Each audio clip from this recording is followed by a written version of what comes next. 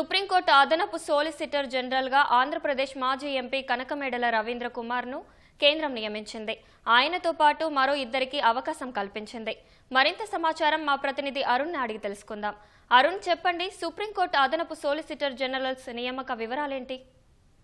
సుప్రీంకోర్టులో కేంద్ర ప్రభుత్వం తరఫున అదేవిధంగా రాష్ట్ర ప్రభుత్వాలకు సంబంధించినటువంటి అనేక పాలసీ నిర్ణయాలకు సంబంధించినటువంటి విషయాల్లో దాఖలయ్యే కేసులపైన వాదనలు వినిపించేందుకు కేంద్ర ప్రభుత్వం తరఫున న్యాయవాదులు నియమిస్తుంది.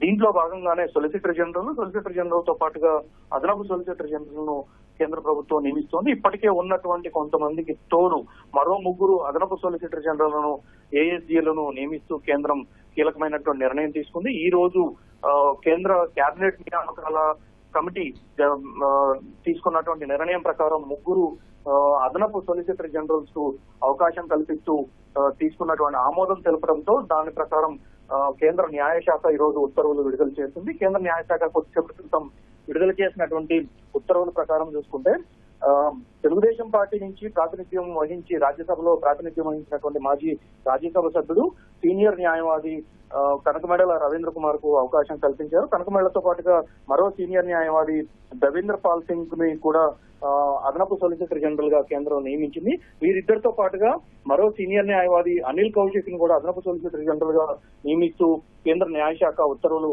విడుదల చేసింది. కేంద్ర కేబినెట్ నియామకాల కమిటీ ఆమోదము, దాంతో పాటుగా జరిగినటువంటి అన్ని పరిణామాలు, సుప్రీంకోర్టులో ఇటీవల కేసుల సంఖ్య పెరగడము, కేంద్ర ప్రభుత్వం తరఫున వాదించాల్సినటువంటి కేసుల సంఖ్య రోజు రోజుకి పెరుగుతూ ఉండటంతో అవసరాల రీత్యా ముగ్గురు అదనపు సొలిసిటర్ జనరల్ తీసుకోవాలని చెప్పి కేంద్రం నిర్ణయించింది. ఆ మేరకు ఒక కేబినెట్ నియామకాల కమిటీకి ఇచ్చినటువంటి ప్రతిపాదనలపైన నియామకాల కమిటీ ప్రధానమంత్రి అదేవిధంగా అమిత్ షా నేతృత్వంలో ఉన్నటువంటి కేబినెట్ నియామకాల కమిటీ ఆమోదం తెలపడంతో కేంద్ర న్యాయశాఖ ఈ రోజు ఉత్తర్వులు విడుదల చేసింది. ధన్యవాదాలు అరుణ్.